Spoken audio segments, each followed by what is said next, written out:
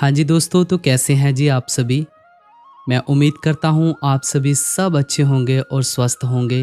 मैं आपका दोस्त हुसन सिहाल आप जी का सिहाल परमारथ में तहे दिल से स्वागत करता हूँ सभी को। राधा स्वामी जी।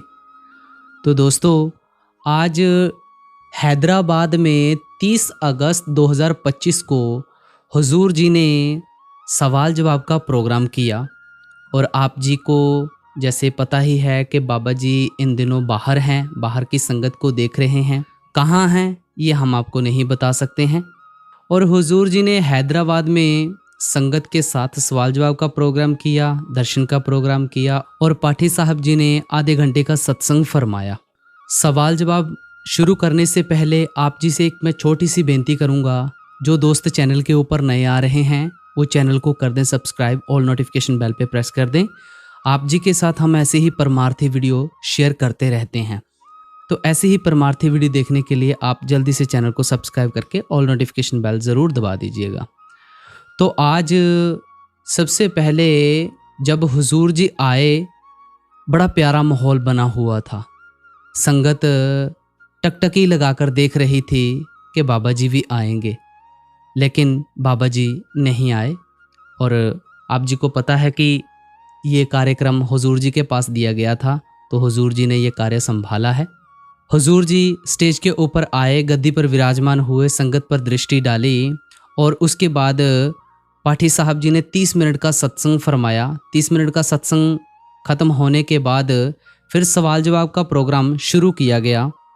जब सवाल जवाब शुरू किए गए तो उससे पहले जो पहला शब्द पढ़ा गया बच्चों द्वारा वो था, सतगुर है रंगरेज जो नर मेरी रंग डारी। फिर अगला शब्द पढ़ा गया, सतगुर की सेवा सफल है जे को करे मन लाए। फिर उसके बाद सवाल जवाब का प्रोग्राम शुरू किया गया और पहला सवाल किया गया कि हुजूर जी बाहर की सेवा इतनी ज़रूरी क्यों है।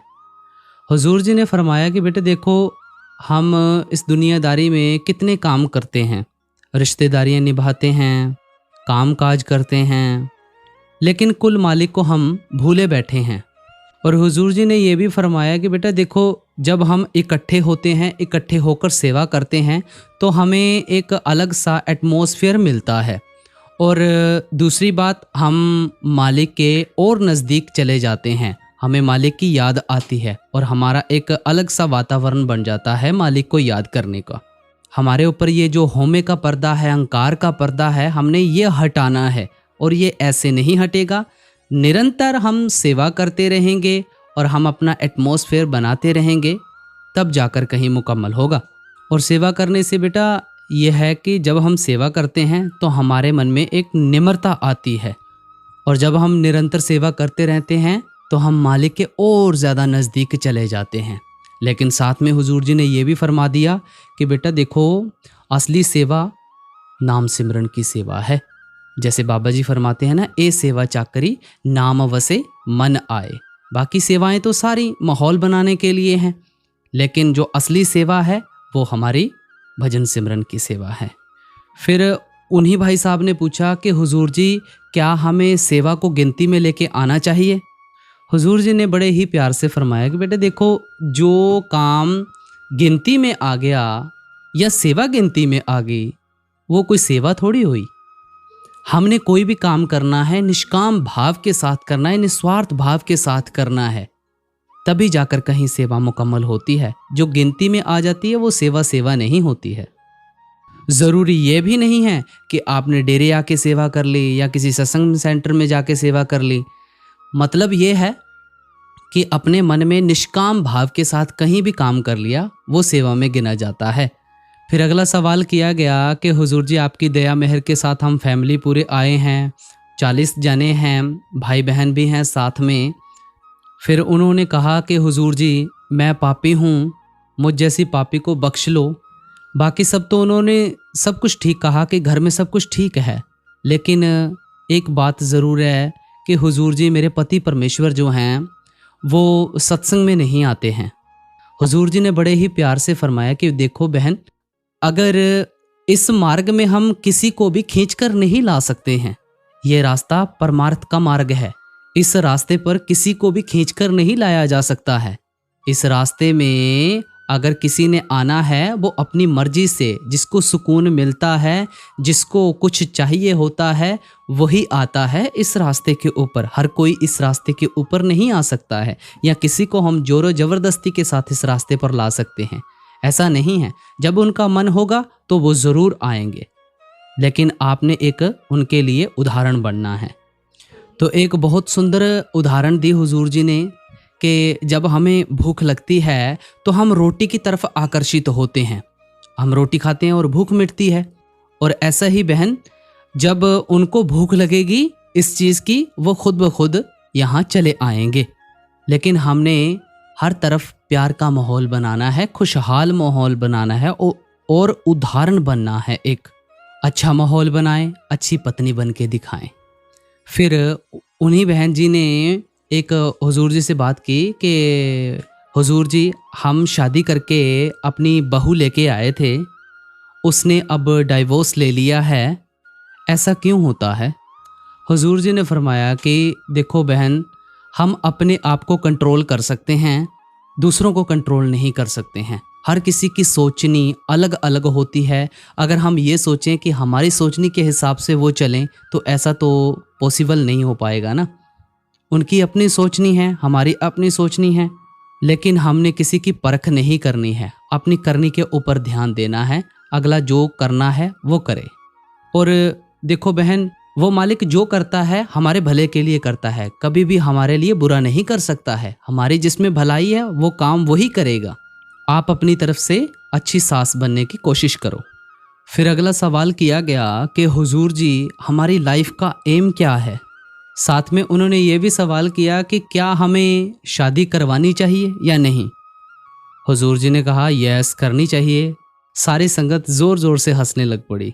हुजूर जी ने जाते जाते उनको कहा कि जब वो तुझे आवाज़ मारे करेगी ना, तो तू चुपचाप ना भजन सिमरन के ऊपर बैठ जाया कर, कि वो मेरे को आवाज़ ना मारे। और इस बात के ऊपर भी संगत काफ़ी ज़्यादा हंसने लगी। फिर अगला सवाल किया गया कि हुजूर जी, मुझे नामदान मिला हुआ है, लेकिन बाबा जी मेरे पास से निकल के चले गए, लेकिन मैं उनके अच्छे से दर्शन नहीं कर पाया जब नामदान मिलता है। हुजूर जी ने फरमाया कि बेटा, हमने रिश्ता रूह के साथ जोड़ना है। नामदान के वक़्त जो संत महात्मा होते हैं बेटा, वो हमें सिर्फ युक्ति समझाते हैं। हुजूर जी ने फिर उस बच्चे को पूछा कि शादी हो गई तेरी? हुजूर जी ने फिर उनके साथ भी थोड़ा सा हंसी मजाक किया। फिर अगला सवाल किया गया कि हुजूर जी, ज़िंदगी में बैलेंस कैसे रखें? तो हुजूर जी ने बड़े ही प्यार से आंसर दिया कि हमारी जो फाउंडेशन है वो प्रेम प्यार की होनी चाहिए। सबसे पहली बात ये है, हम कोई भी रिश्ता बनाते हैं, हम उसको निजी बना के रख लेते हैं। जो हमारा प्रेम का रिश्ता होता है उसी के साथ सबसे ज़्यादा मोह हो जाता है, और जब वो हमारी उम्मीदों के ऊपर खरा नहीं उतरता है, फिर उसके बाद हमारे मन में नेगेटिविटी आना शुरू हो जाती है, और हमने अपना दायरा सबसे छोटा बना के रखा हुआ है। सबसे पहले हमने अपने दायरे को खोलना है। मुश्किल ज़िंदगी को हमने बना के रखा हुआ है। ज़िंदगी मुश्किल नहीं है। कोई भी काम है जब हम करते हैं तो उसको हम मुश्किल समझ के बैठ जाते हैं। तो जब हम सतगुरु का भाणा मानकर उसकी रज़ा में रहकर काम करते हैं तो हर काम आसान लगने लग जाता है, और ज़िंदगी कैसे बैलेंस करनी है उसमें से सब पता चल जाता है। फिर अगला सवाल किया गया कि हुजूर जी, मेरा अकेले रहने को मन करता है, किसी के साथ बात करने को दिल नहीं करता है। तो उन्होंने पूछा कि क्या हुजूर जी ये विरह है? इस सोच को अगर बेटा आप विरह का नाम देना चाहते हैं तो इसमें कोई दो राय नहीं है, लेकिन हमने इसकी परख में नहीं पड़ना है। बात यह है कि हमने अपना ध्यान ज़्यादा से ज़्यादा भजन सिमरन के ऊपर रखना है। जो चीज़ हमें मालिक की तरफ लेकर जा रही है, हमें सुकून मिल रहा है, उस चीज़ को हम विरह बोल सकते हैं और किसी चीज़ को विरह नहीं बोल सकते हैं। हमने ज़िंदगी में बैलेंस करना है, हर एक चीज़ को बैलेंस करते हुए चलना है। काम काज को, घर वालों को, फैमिली को टाइम देना है, अपने काम को टाइम देना है, सिमरन भजन को टाइम देना है, यानी कि हर किसी चीज़ को बैलेंस बना के चलना है। जब हम उसी वक़्त के ऊपर सब काम करना शुरू कर देंगे, जैसे कि हमने भजन सिमरन का एक टाइम रखा हुआ है, हर एक चीज़ का एक एक टाइम रखा हुआ है कि पर्टिकुलर पे हमने इस टाइम पे ये काम करना ही करना है। 1 मंथ ऐसा करके देखो, फिर उसके बाद देखना वैसे ही शेड्यूल हमारा जो मन है वैसे ही काम करने लग जाता है कि उस टाइम पे जो काम हमने करना होता है ऑटोमेटिकली हमें पहले ही सिग्नल आ जाता है कि हमने इस टाइम पे ये काम करना है। 1 मंथ करके देखो, फिर उसके बाद अपने आप मन करने लग जाता है। फिर हुजूर जी ने एक कबीर साहिब जी की मिसाल देते हुए कहा, कबीरा मन तो एक है, पामे जहां मर्जी लगाए, पामे गुर की भक्ति कर, पामे विश्व कमाए। परमार्थ को अचीव कर हमने पहाड़ों के ऊपर नहीं वसना है, अपने अंतर में उस चीज को ढूंढने की कोशिश करनी है। कर बैठिया जुगत पाइए, सतगुर का उपदेश। बाबा जी फरमाते होते हैं ना कि जो मिलना है घर बैठे ही मिलना है, बाहर जाने से कुछ नहीं मिलने वाला है। फिर बहन जी ने कहा कि हुजूर जी, भवानी साहब कहा करते थे कि मन को समझाने में टाइम लगता है, उद्यम करना पड़ता है। तो बहन जी कहने लगे कि हुजूर जी, हुजूर महाराज जी फरमाया करते थे कि अगर आपको भवानी जी की कोई बात समझ ना आए तो आप मेरे पास आ जाया करो। तो हुजूर जी, अब मैं आपके पास आई हूँ, अब आप मेरे पे दया मेहर करो। फिर हुजूर जी ने फरमाया कि हुजूर महाराज जी ने हमें बेटा बहुत कुछ दिया है। फिर हुजूर जी ने फरमाया कि बेटा हमने उस चीज़ का एहसास करना है और चुपचाप अपना कर्म करना है। फिर अगला सवाल किया गया। जब उन्होंने सवाल किया तो उन्होंने पहले हुजूर जी को कहा कि हुजूर जी हाउ आर यू। हुजूर जी ने कहा कि फ़ाइन। फिर बहन थी वो, उन्होंने कहा कि हुजूर जी ऑसम। हुजूर जी ने सिर हिलाते हुए कहा कि ऑसम। और हुजूर जी ने कुछ कहा था और रिएक्शन भी दिया था। फिर उसके बाद पूरे पंडाल में बैठी हुई संगत ज़ोर ज़ोर से हंसने लग पड़ी। फिर उसी बहन जी ने पूछा कि हुजूर जी मैरिज करना क्या ज़रूरी है। तो हुजूर जी ने फरमाया कि हमें ज़रूरत है बेटा सहारे की, हम अपनी ज़िंदगी को बेटा अकेले नहीं काट सकते हैं। अगर एक हिसाब से देखा जाए तो ज़िंदगी में कुछ भी ज़रूरी नहीं है, लेकिन अगर हमारे साथ कोई सहारा हो तो उसके साथ हम बातें शेयर कर लेते हैं और हमारी ज़िंदगी उतनी ही आसान हो जाती है, उतना ही हमें सिमरन भजन में बैठने के लिए प्रेरणा मिलती है। जो लाइफ का असली मकसद है वो तो यही है कि हमने अंदर से उस मालिक के साथ जुड़ना है। और अगर हमें हमारा पार्टनर उसी सोच का मिल जाए या हमारी ही फील्ड का मिल जाए तो फिर तो सोने पे सुहागा हो जाता है। सोच मिलती है और सिमरन भजन में और ज़्यादा तरक्की मिलती है। फिर अगला सवाल किया गया कि हुजूर जी, मैं नागपुर से आया हूँ और मैंने हुजूर महाराज जी से नामदान ले रखा है और मैं उनका फेस इमेजिन करता रहता हूँ, और अब मुझे कुछ समझ नहीं आ रहा है कि मैं आपका फेस इमेजिन करूं या फिर बाबा जी का करूं या हुजूर जी का करूं। मैं कंफ्यूज हो गया हूं, मुझे कुछ समझ नहीं आ रहा है। हुजूर जी ने फरमाया कि संत महात्मा आते रहते हैं, लेकिन जो ज्योत होती है वो एक ही होती है। जो आया है उसे एक ना एक दिन ज़रूर जाना है, सदा के लिए यहाँ कोई भी नहीं रह सकता है। जिनसे भी आपको नाम मिला हुआ है, स्वरूप का ध्यान उन्हीं का ही करना है, ज़रूरी नहीं है, क्योंकि शरीर बदलता रहता है लेकिन ज्योत एक ही होती है। और हमें हुजूर जी ने क्या क्या उपदेश दिए हैं वो हमने याद करना है और उसी के बताए मार्ग के ऊपर हमें चलना है। क्योंकि हमें बाबा जी महाराज भी समझाते रहते हैं कि जो हमारा असल रिश्ता है वो मालिक के साथ अटूट होना चाहिए, हमने उस मालिक के साथ जुड़ना है। फिर एक सवाल किया था कि हुजूर जी, बहुत सारे ऐसे हैं जो नामदान लेके भी मतलब कि उनको विश्वास नहीं आता है। तो हुजूर जी ने इसके ऊपर ना बहुत ही ज़ोर दे के समझाया हमें कि देखो, किसी को अगर नामदान लेके भी विश्वास नहीं है तो ये बात नहीं बनने वाली है। अपने सतगुरु के ऊपर पूरा विश्वास होना चाहिए। बात क्या है कि जो सत्संग में फरमाया जाता है या कहानियों में बताया जाता है उसके बिहाफ पे हम सतगुरु के ऊपर, अपने सतगुरु के ऊपर हम विश्वास करना शुरू कर देते हैं। लेकिन ऐसा नहीं करना है। आपको विश्वास अंदर से आएगा। विश्वास कैसे अंदर से आएगा? अगर आपका समर्पण भाव सतगुरु के ऊपर पूरा है, यानी कि अपने आप को आपने सतगुरु को सुपुर्द कर दिया, अपना तन मन धन सबको सतगुरु के सुपुर्द कर दिया, फिर वो जाने। आपको क्या चिंता है? आपको तो कोई चिंता करने की कोई ज़रूरत ही नहीं है, क्योंकि आपने अपना समर्पण भाव सारा सतगुरु को दे दिया। सबसे पहले ज़रूरी जो बात होती है वो है समर्पण भाव की। अपना आपा सारा सतगुरु को सौंप दो, फिर वो जाने। क्योंकि गीता भी फरमाती है, कुरान भी फरमाता है, ग्रंथ भी फरमाता है, सबसे ज़्यादा ज़रूरी है समर्पण भाव। फिर अगला सवाल किया गया कि हुजूर जी, हमें संत सतगुरु दो दो मिले हैं और हमें ये मौका मिला है, तो हुजूर जी आप ही बताएं कि ये क्या क़यामत है। हुजूर जी ने फरमाया कि जो लोग भजन सिमरन नहीं करते थे, फिर हमने सोचा कि क्यों ना इन सभी से 2 गुना भजन सिमरन करवाया जाए। और क्या हम इस चीज़ में सक्सेस हो रहे हैं, मैं और बाबा जी? फिर उन्होंने कहा कि हुजूर जी प्रेम और प्यार की बख्शिश करो। फिर हुजूर जी ने जो ठोक बजा के बात कही, उन्होंने कहा कि आप सिर्फ परमार्थ के बारे में सोचें और परमार्थ को अपना ज़्यादा से ज़्यादा समय दें, स्वार्थ अपने आप मालिक आपका सवार देगा। मतलब कि जो पूरे सवाल जवाब में खुला ऐलान किया, वो हुजूर जी ने यही किया कि आप सिर्फ परमार्थ के ऊपर ध्यान दें, स्वार्थ अपने आप मालिक आपका देख लेगा।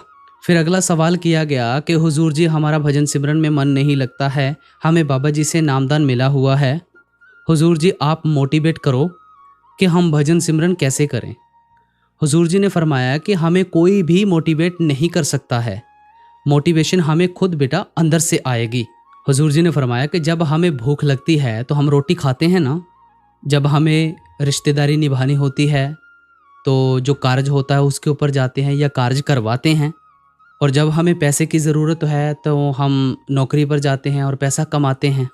परमार्थ के लिए भी बेटा मोटिवेशन अंदर से आएगा, आपको कोई मोटिवेशन दे नहीं सकता है। आपकी करनी कैसी होनी चाहिए, सूर में बहादुरों की तरह, जैसे हुजूर जी फरमाया करते थे ना, सूर में बहादुरों की तरह जीना है हमने इस दुनिया में, कमल के फूल की तरह रहना है। वो कीचड़ में होती है ना उसकी जड़ें, और कमल का फूल ऊपर होता है।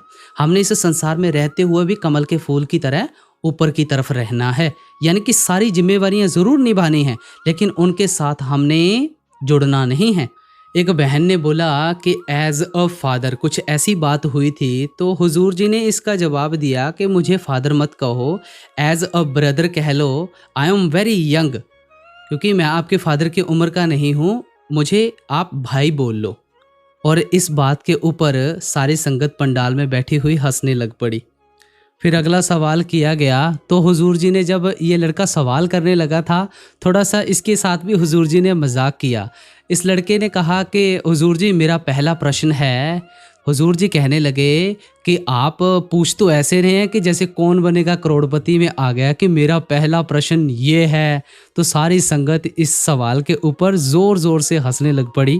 फिर उस लड़के ने सवाल किया कि हुजूर जी नामदान लेके हम परमात्मा के साथ कैसे जुड़ सकते हैं। तो हुजूर जी ने फरमाया कि बेटा जब नामदान लेते हैं तो हमें सारी युक्तियां वहाँ पर बताई जाती हैं कि हमने मालिक के साथ रिश्ता कैसे जोड़ना है और किस किस प्रकार से हमने क्या क्या करना है, वो सब वहाँ पर समझाया जाता है। फिर वो लड़का कहने लगा कि हुजूर जी मेरा दूसरा सवाल है। तो फिर हुजूर जी ने फिर मजाक किया कि जो मैंने पहले बताया वो राइट है। इसके ऊपर भी संगत ज़ोर ज़ोर से हंसने लग पड़ी। दूसरा सवाल वैसे इस लड़के का काफ़ी ज़्यादा कन्फ्यूज़न वाला था, वो प्रॉपर तरीके से समझ नहीं आया, इसलिए हम इसको स्किप कर रहे हैं। फिर उसके बाद अगला सवाल किया गया, एक बहन ने किया था कि हुजूर जी मैं अपनी भक्ति पूरी नहीं कर पाती हूँ, मैं दुनियादारी में बहुत ज़्यादा उलझी हुई हूँ। हुजूर जी ने फरमाया कि बहन उसके घर में प्रेम और प्यार है, वो मालिक हमें कभी भी जज नहीं करता है। सबसे पहले हमने खुद की पहचान करनी है। अगर आप खुश हो तो समझो मालिक खुश है।